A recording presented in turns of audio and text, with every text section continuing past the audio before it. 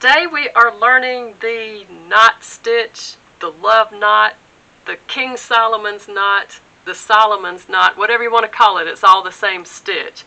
This is one of my favorite stitches of all time. I haven't done it in a while, so bear with me because it looks complicated, but it's not. It's, I call it loosey-goosey crochet, and you'll see why in a minute. Alright, so your starting chain should be a multiple of 4, and then you add 2 extra stitches to it for your turning chain. So we're going to, this is 18 chains. We're going to single crochet in the second chain from the hook.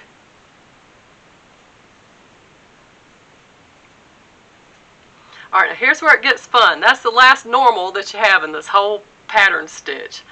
So you're going to draw up a loop in between a ½ inch to an inch. I usually like to do an inch.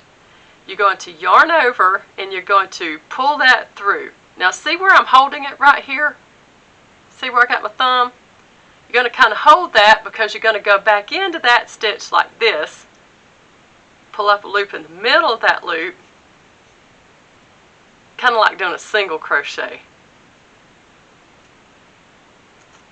Just like that. Alright?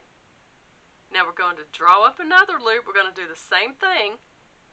And see, I'm going to put my thumb right there and kind of hold that. I'm going to go back into that loop and do a single crochet to close off the knot stitch, if you will. So see, we have 1 knot stitch, 2 knot stitch, and now we're going to skip 2 chains and we're going to single crochet in the 3rd chain away from where we started from on the foundation chain. Okay, so it kind of makes like a loop right there, kind of loosey-goosey with the yarn. See that? Alright, we're just going to keep doing the same thing all the way across. You pull up a loop and you're going to yarn over, pull through that loop, and then do a single crochet through there, just like that. Okay, just keep going with your little loops. Kind of like hairpin lace, kinda, but it's a little bit easier, I think. We need to do a video on hairpin lace. That's something I've never really done a lot of, just because I haven't had the necessity to do it. Alright, remember we skip 2 chains on the foundation and single crochet into the next chain. That forms our base. So we're going to keep going across like that. We'll do 2 rows of this so that you can see how to work the 2nd row after doing all of this, and how to do the turning chain to get to the next row. Because it's always kind of scary when you're learning something new, but once you sit down and practice it a little bit, it might turn into be one of your favorite things you've ever done. Alright, so there's 2 knot stitches. Go back down here into the 3rd chain.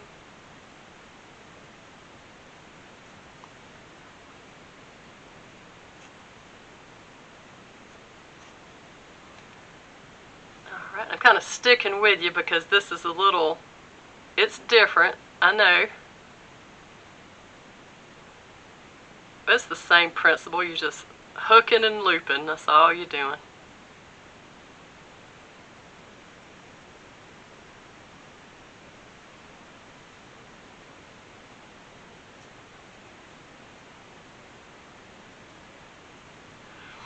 If you didn't know, I'm from the South, duh, surprise! And it is so hot today, oh my gosh, it's like melting when you go out the door. I keep telling myself I want to be active, you got to go do something. Well, this is my something right here. I'm not going out in that heat. Nope. Dry heat is one thing, but the South you have 100% humidity and 100 degrees. No, that's not fun. Time to get me some new yarn here. I'm pulling threads apart trying to do. Alright, let's see. Are we to the end? Yep, to the end.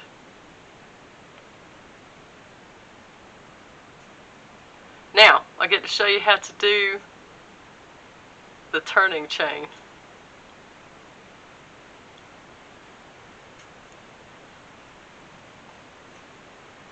Alright, so that's our row completed all the way across. Now, what we're going to do in order to go around the corner, we're going to make 3 of these knot stitches in order to turn the corner. So here's our first one.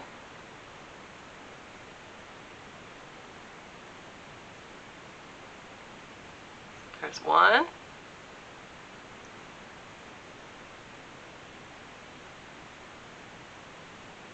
There's 2.